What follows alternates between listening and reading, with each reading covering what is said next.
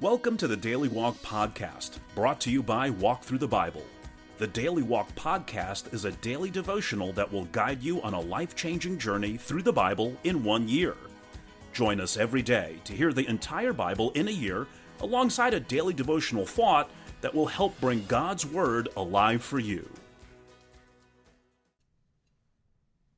Today's Daily Walk devotion comes from 2 Chronicles chapters 13 through 16. Abijah, king of Judah, is used by God to discipline and defeat Jeroboam, king of Israel. During their battle, 500,000 Israelites fall, a shattering defeat from which Jeroboam will never fully recover. What Abijah accomplishes in the military sphere, Asa attempts to duplicate in the spiritual realm. He removes all traces of foreign religion from the land and commands the people to return to carefully observe God's statutes. But towards the end of his reign, Asa faces a threat from Baasha, king of Israel, and seeks an alliance of protection with the king of Syria. Even on his deathbed, he puts his trust in earthly physicians alone, rather than in the great physician. And now let's listen to 2 Chronicles chapters 13 through 16. 2 Chronicles 13. In the 18th year of the reign of Jeroboam, Abijah became king of Judah, and he reigned in Jerusalem 3 years. His mother's name was Maacah, a daughter of Uriel of Gibeah. There was war between Abijah and Jeroboam. Abijah went into battle with an army of 400,000 able fighting men, and Jeroboam drew up a battle line against him with 800,000 able troops. Abijah stood on Mount Zemaraim in the hill country of Ephraim and said, "Jeroboam and all Israel, listen to me. Don't you know that the Lord, the God of Israel, has given the kingship of Israel to David and his descendants forever by a covenant of salt? Yet Jeroboam, son of Nebat, an official of Solomon, son of David, rebelled against his master. Some worthless scoundrels gathered around him and opposed Rehoboam, son of Solomon, when he was young and indecisive and not strong enough to resist them. And now you plan to resist the kingdom of the Lord, which is in the hands of David's descendants. You are indeed a vast army, and have with you the golden calves that Jeroboam made to be your gods. But didn't you drive out the priests of the Lord, the sons of Aaron and the Levites, and make priests of your own, as the peoples of other lands do? Whoever comes to consecrate himself with a young bull and 7 rams may become a priest of what are not gods. As for us, the Lord is our God, and we have not forsaken him. The priests who serve the Lord are sons of Aaron, and the Levites assist them. Every morning and evening they present burnt offerings and fragrant incense to the Lord. They set out the bread on the ceremonially clean table and light the lamps on the gold lampstands every evening. We are observing the requirements of the Lord our God, but you have forsaken him. God is with us. He is our leader. His priests with their trumpets will sound the battle cry against you. People of Israel, do not fight against the Lord, the God of your ancestors, for you will not succeed." Now Jeroboam had sent troops around to the rear so that while he was in front of Judah, the ambush was behind them. Judah turned and saw that they were being attacked at both front and rear. Then they cried out to the Lord. The priests blew their trumpets, and the men of Judah raised their battle cry. At the sound of their battle cry, God routed Jeroboam and all Israel before Abijah and Judah. The Israelites fled before Judah, and God delivered them into their hands. Abijah and his troops inflicted heavy losses on them, so that there were 500,000 casualties among Israel's able men. The Israelites were subdued on that occasion, and the people of Judah were victorious because they relied on the Lord, the God of their ancestors. Abijah pursued Jeroboam and took from him the towns of Bethel, Jeshanah, and Ephron, with their surrounding villages. Jeroboam did not regain power during the time of Abijah, and the Lord struck him down, and he died. But Abijah grew in strength. He married 14 wives and had 22 sons and 16 daughters. The other events of Abijah's reign, what he did and what he said, are written in the annotations of the prophet Iddo. 2 Chronicles 14. And Abijah rested with his ancestors and was buried in the city of David. Asa his son succeeded him as king, and in his days the country was at peace for 10 years. Asa did what was good and right in the eyes of the Lord his God. He removed the foreign altars and the high places, smashed the sacred stones, and cut down the Asherah poles. He commanded Judah to seek the Lord, the God of their ancestors, and to obey his laws and commands. He removed the high places and incense altars in every town in Judah, and the kingdom was at peace under him. He built up the fortified cities of Judah, since the land was at peace. No one was at war with him during those years, for the Lord gave him rest. Let us build up these towns, he said to Judah, and put walls around them with towers, gates, and bars. The land is still ours, because we have sought the Lord our God. We sought him, and he has given us rest on every side. So they built and prospered. Asa had an army of 300,000 men from Judah, equipped with large shields and with spears, and 280,000 from Benjamin, armed with small shields and with bows. All these were brave fighting men. Zerah the Cushite marched out against them with an army of thousands upon thousands and 300 chariots, and came as far as Mareshah. Asa went out to meet him, and they took up battle positions in the valley of Zephathah near Mareshah. Then Asa called to the Lord his God and said, Lord, there's no one like you to help the powerless against the mighty. Help us, Lord our God, for we rely on you, and in your name we have come against this vast army.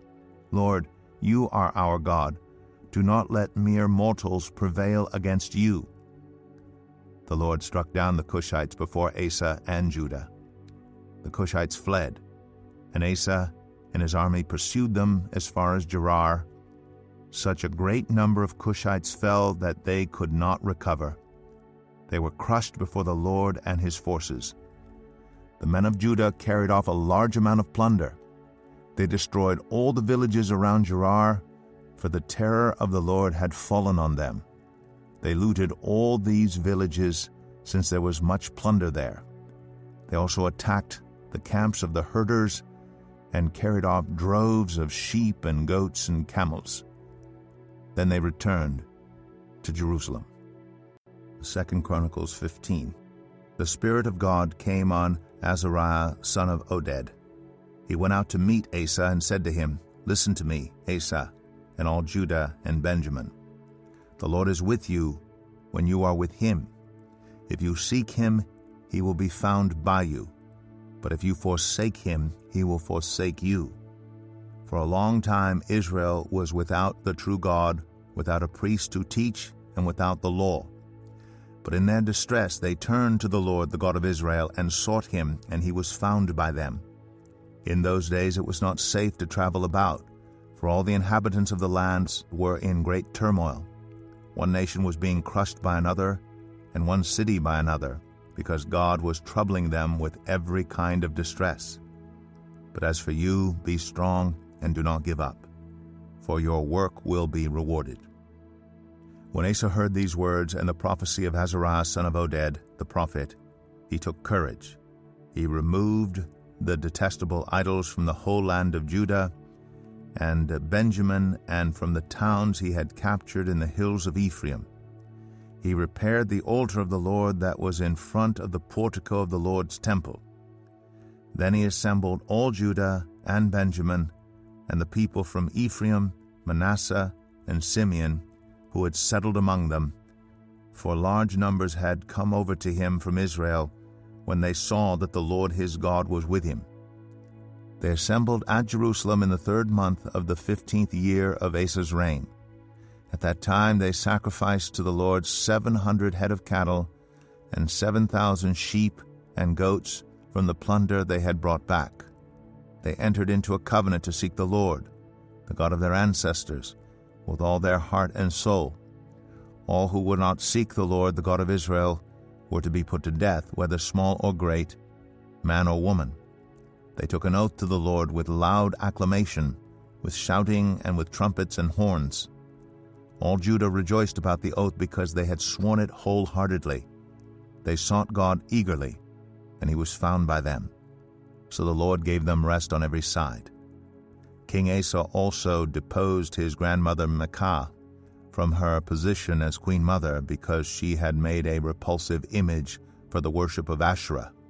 Asa cut it down, broke it up, and burned it in the Kidron Valley. Although he did not remove the high places from Israel, Asa's heart was fully committed to the Lord all his life. He brought into the temple of God the silver and gold and the articles that he and his father had dedicated. There was no more war until the 35th year of Asa's reign. 2 Chronicles 16.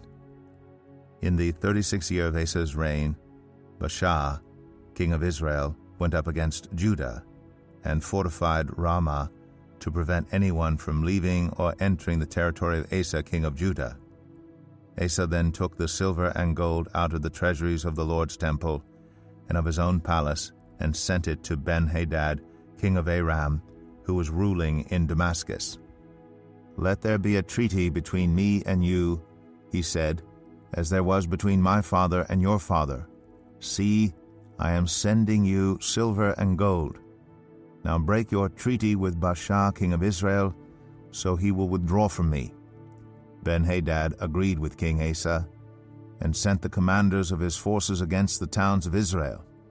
They conquered Ijon, Dan, Abel-Maim, and all the store cities of Naphtali. When Baasha heard this, he stopped building Ramah and abandoned his work. Then King Asa brought all the men of Judah, and they carried away from Ramah the stones and timber Baasha had been using. With them he built up Geba and Mizpah. At that time Hanani, the seer, came to Asa king of Judah and said to him, "Because you relied on the king of Aram and not on the Lord your God, the army of the king of Aram has escaped from your hand. Were not the Cushites and Libyans a mighty army with great numbers of chariots and horsemen? Yet when you relied on the Lord, he delivered them into your hand. For the eyes of the Lord range throughout the earth to strengthen those whose hearts are fully committed to him. You have done a foolish thing, and from now on you will be at war." Asa was angry with the seer because of this. He was so enraged that he put him in prison. At the same time, Asa brutally oppressed some of the people.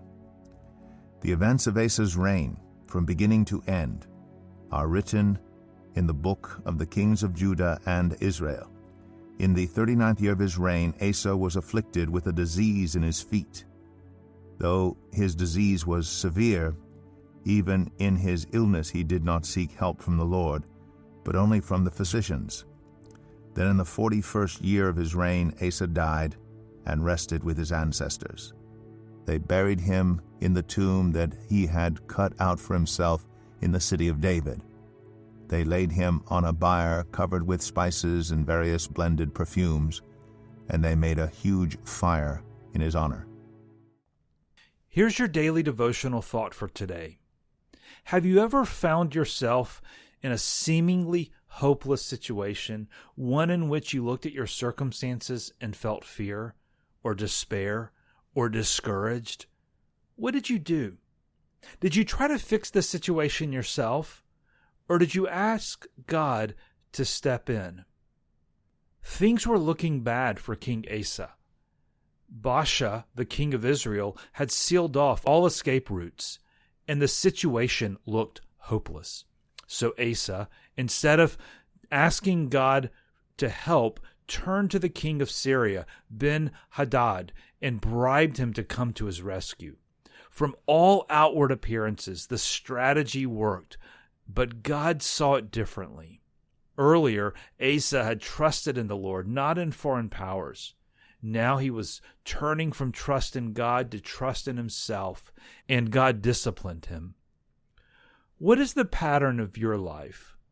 Belief in God or belief in yourself or others? Faith or sight? God or self? Each time you are trusted to rely on yourself, remember it's always safe to trust in the Lord. Thank you for joining us today for the Daily Walk Podcast from Walk Thru the Bible.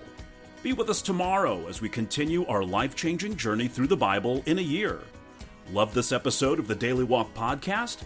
We'd love for you to rate and give us a review on iTunes or Google Play. Make sure you subscribe so you won't miss an episode as we walk through God's Word together.